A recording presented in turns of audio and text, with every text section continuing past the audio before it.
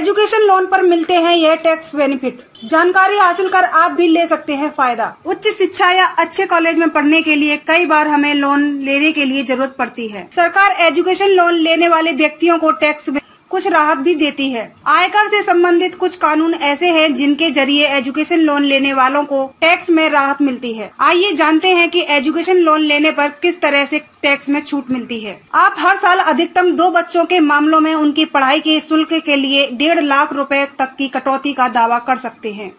यह कटौती भविष्य निधि योगदान और PPF, होम लोन, जीवन बीमा प्रीमियम आदि के साथ उपलब्ध है।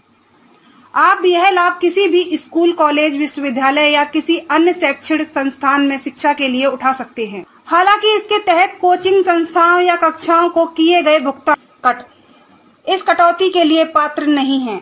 आयकर की धारा 80C के तहत यह कटौती केवल पूर्णकालिक शिक्षा के लिए लागू होती है। इसके अलावा यह कटौती भारत में शिक्षा के लिए उपलब्ध है। आप भारत से बाहर शिक्षा के लिए भुगतान किए गए शुल्क के लिए कटौती का दावा नहीं कर सकते हैं।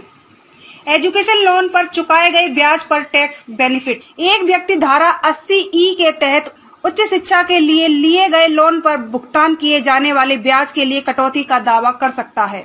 इसके तहत उस बच्चे के लिए भी इस कटौती का दावा कर सकते हैं जिसके आप कानूनी अभिभावक हैं।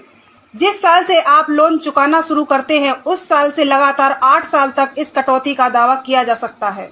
आप 80C के तहत पार्ट टाइम और फुल टाइम कोर्स के लिए एजुकेशन लोन पर कटौती का दावा कर सकते हैं। अगर आप भारत में फुल टाइम कोर्स शिक्षा के लिए लोन लेते हैं तो आप धारा 80E के तहत ऐसे लोन के लिए ब्याज के साथ साथ धारा 80C के तहत भुगतान किए गए शिक्षण शुल्क के लिए कटौती का दावा कर सकते हैं।